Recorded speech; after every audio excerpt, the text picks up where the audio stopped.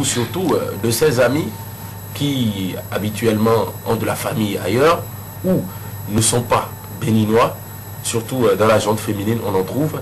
J'ai souvenance du cas qui est arrivé à un ami, dont la fiancée avait sa famille décimée.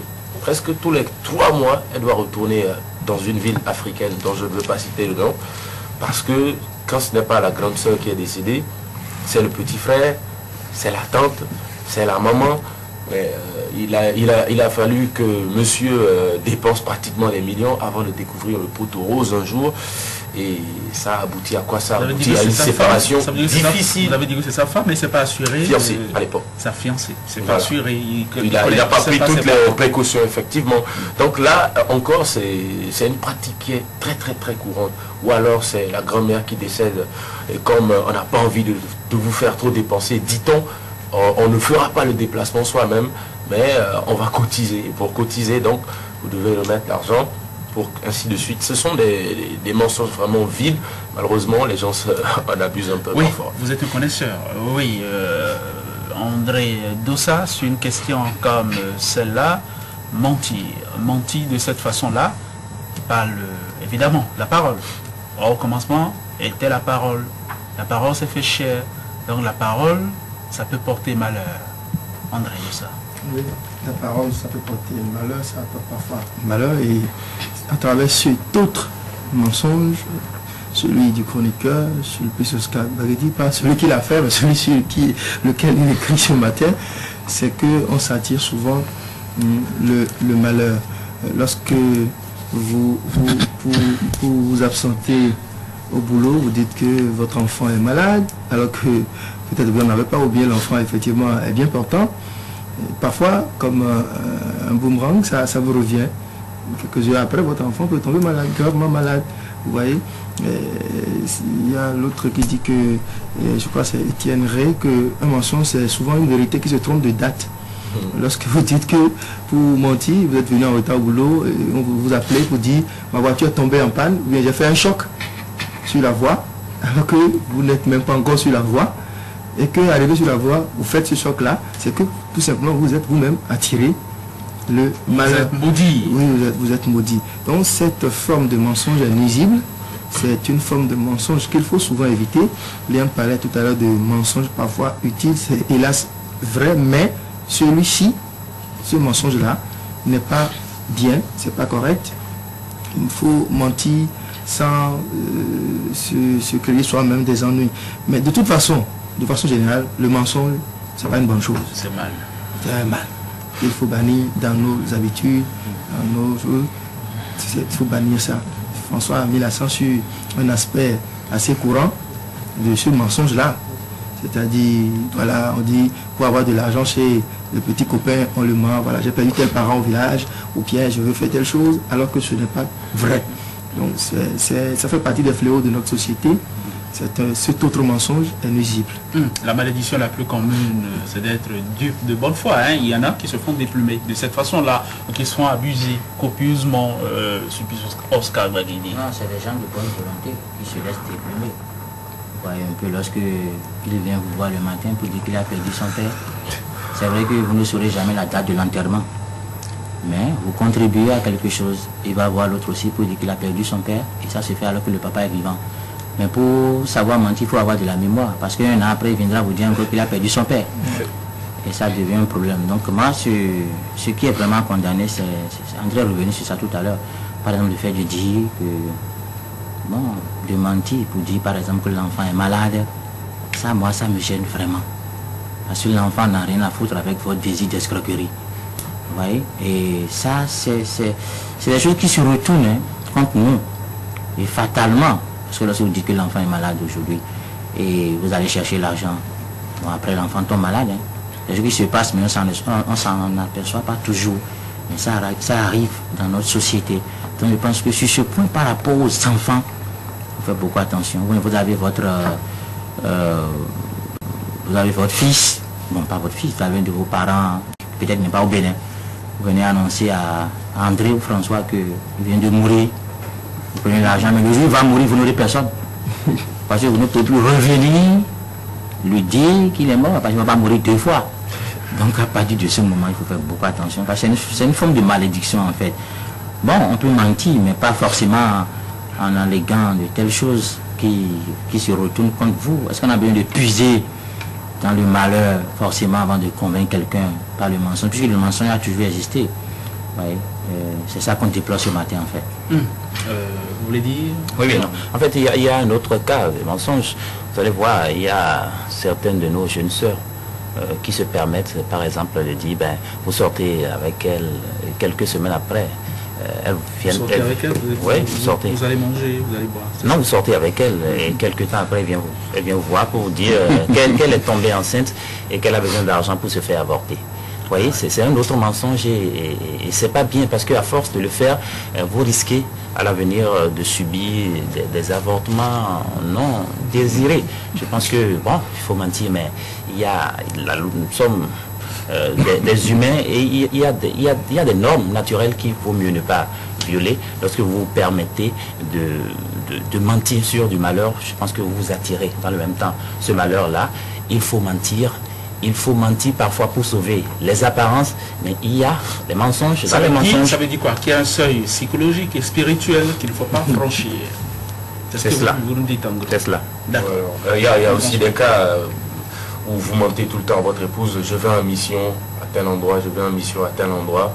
Et le jour où peut-être vous avez l'habitude de vous retrouver ailleurs et que quand l'accident fauche sur la voie, on comprendra finalement que votre fameuse mission à Nativou, c'était plutôt un week-end festif et bien arrosé à Lomé en compagnie, pourquoi pas d'une copine et consort. Ça arrive parfois. Et là, on se rend compte finalement que mentir, ça n'apporte plutôt rien de bon et de crédible, mais bien au contraire, dans votre souffrance, d'après un mensonge, vous n'aurez peut-être pas la même complaisance de la part des autres, parce qu'on va se dire, voilà, il s'amusait à nous duper tous. Voilà, c'est la nature qui s'est chargée de lui régler des comptes. Ou alors votre fiancée qui vous dit chaque fois qu'elle a perdu un parent dans telle ville, à Beaumé peut-être, et chaque fois c'est elle qui va en week-end. Pourquoi à Beaumé? Parce que bon, c'est un exemple parmi tant d'autres. Elle a besoin d'acheter un tissu, le tissu qui est choisi. Chaque fois c'est elle qui va. Le jour où vous découvrez qu'en réalité c'était des week-ends également qui n'étaient pas pour des enterrements, mais plutôt pour vous tromper loin de votre présence, c'est-à-dire qu'il fallait trouver un endroit géographiquement plus sûr pour vous tromper, mais les conséquences sont là.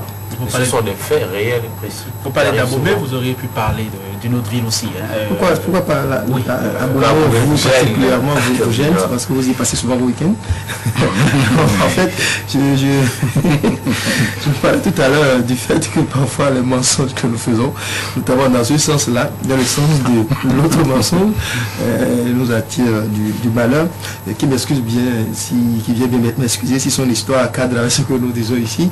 En fait, c'est un matin, ici à Canal, le jeune homme m'interpelle, voilà, nous sommes dans la même rue, je suis à 4 maisons de vous, on se voit souvent. Bon, moi j'ai jamais vu cet individu, puisque j'ai un autre collègue qui est juste à côté de chez moi. Ben, Augustin, viens voir si tu connais ce monsieur. Non, moi je ne l'ai jamais vu. Quel est votre problème? Voilà, que sa femme est en train de faire césarienne et qu'il n'a plus d'argent et tout le reste. Il dit ok, j'ai fait ce que j'ai pu. Puis quelques mois plus tard, au moment où même je vivais une expérience douloureuse à Lomé, j'ai rencontré mon type qui cette fois-ci vraiment vivait des problèmes, avec des problèmes de difficultés. La femme était en couche et tout, il y avait des soucis. Ou peut-être qu'il est polygame. Alors qu'à l'époque, il n'avait rien. Il est polygame, il est peut-être polygame. Non, il n'avait rien. Il n'avait rien. D'ailleurs, vous avez quelque chose. Ou que la femme a fait une seconde maternité 4 mois plus tard. Je l'ai su. Et il y a eu le mois. Oui, voilà, qu'il a des problèmes. Je me souviens à l'époque. Donc, je vois que le problème, c'est quoi? Il faut cesser de mentir. Ni à sa femme, ni à ses collègues, ni dans la société dans laquelle nous vivons. Le mensonge, ce n'est pas bon. Déjà, ça ne laisse pas une bonne image de vous. Parce que lorsque vous mentez et qu'après on découvre le poteau rose, forcément, votre image est un peu, c'est un peu ternie par cet acte-là. Il vaut mieux éviter de mentir. C'est pas une bonne chose parce que c'est vrai que il y en a qui sont utiles, comme le dit Léon, mais vraiment, il faut faire l'effort de ne pas mentir, s'approcher le plus possible, tant que faire se peut, de la vérité. Oui, ce que André dit là, ça se passe régulièrement et c'est grave. Vous avez votre femme qui est en état de grossesse Et vous allez voir l'ami pour dire franchement, il vient d'accoucher, il y a césarienne, tout ça. Qu'est-ce que vous voulez pour votre femme alors dans quelques mois? Quand vous anticipez comme ça, c'est quelque chose de si mauvais. Maintenant, l'autre chose aussi, bon, qui me paraît un peu insolite, c'est Serge, une fille, une petite fille. Elle vient une première fois, elle dit qu'elle a les règles douloureuses. Et 2 semaines après, elle a encore de nouvelles règles douloureuses. Parce qu'elle a besoin de sous pour aller à la... Donc vraiment, et ça se fait sans intelligence aussi. Donc ça se passe aussi dans la mode, société, c'est la mode. Ce genre, on peut mentir, encore que mentir est déjà immoral. Mais là, est-ce que bon, on peut s'en passer? C'est l'un d'autres débats qu'on fera ici. Mais il ne faut pas mentir en puisant, comme je l'ai dit là, ou une heure, dans des éléments assez malheureux. Oui, du malheur. Et je reviens encore toujours sur quelque chose par rapport aux enfants. Ça, j'y tiens vraiment, mon cher Winner. Voyez, puisque l'enfant est innocent. Vous dites qu'il a les maux de tête alors qu'il est à l'école. Et vous allez voir votre copain pour dire vraiment qu'il a les maux de tête, son corps, ça chauffe. Alors qu'il suit bien ses cours. Mais ça va revenir un jour. C'est pas bon. Oui, nos esprits fugaces qui vont chercher loin et qui se laissent aller aussi. Et je veux dire, c'est pas une spécialité ou c'est pas une spécialité des villes. C'est très certainement que c'est très répandu dans une ville comme Cotonou. Il faut faire attention. Il faut regarder, pas 2 fois. Il faut peut-être douter quand on vient vous voir avec une histoire comme celle-là. Voilà. Vous restez avec moi, chers amis, nous allons suivre à présent le zapping. 5-6 minutes chrono. Et on revient.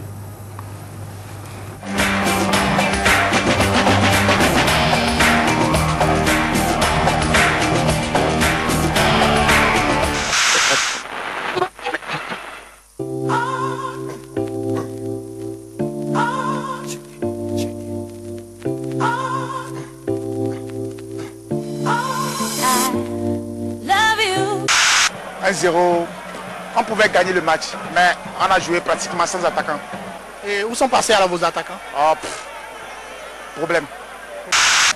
Les choses se sont passées très vite. Le général, invité à se faire enrôler par les membres du centre de collecte des données biométriques du cours secondaire cheminot, c'est dans un premier temps soumis à la vérification de son identité par le préposé à l'identification avant de passer à l'enrôlement proprement dit.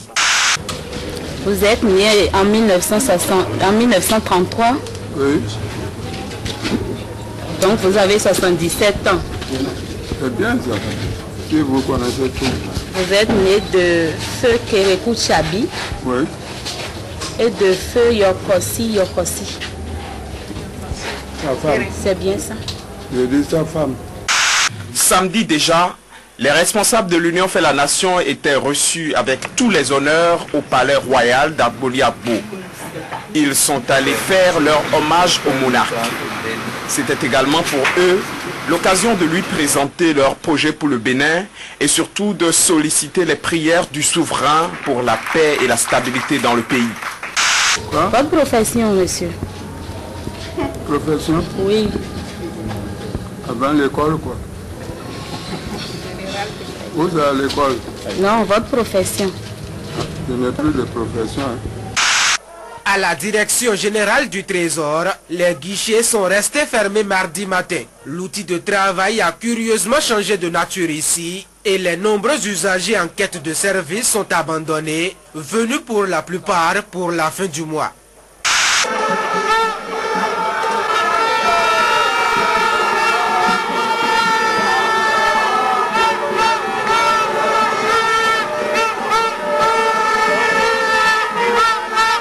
Dame Jeanne Achadé, responsable du groupe B du complexe scolaire de Lazunto, a été épinglée par une mission de l'Observatoire de lutte contre la corruption descendue ce lundi dans l'établissement. Dans notre déontologie, aucun inspecteur n'a le droit de rentrer dans une classe lorsque le directeur est absent. Le maître Elias Jean-Baptiste Tout-Puissant, il est rentré dans la classe, commence à poser des questions au maître. Moi, je suis la bête à abattre. Ils ont fait tout ce qu'ils voulaient avant mon arrivée. Je suis arrivée, je l'ai vu, je l'ai salué. Il m'a dit, bon, maître, directrice, restez là, restez là. Tout comme si, dans mon bureau, il m'a pris en otage. Restez là, restez là, restez là, ne sortez pas, ne sortez pas, ne sortez pas, restez là. Président Boni Yali, incontestable et incontesté président des Béninois épris de paix, de justice, de progrès social et de développement. Vous serez réélu en 2011 pour que se poursuive inlassablement et à pas de charge notre magnifique œuvre de rédemption de notre pays.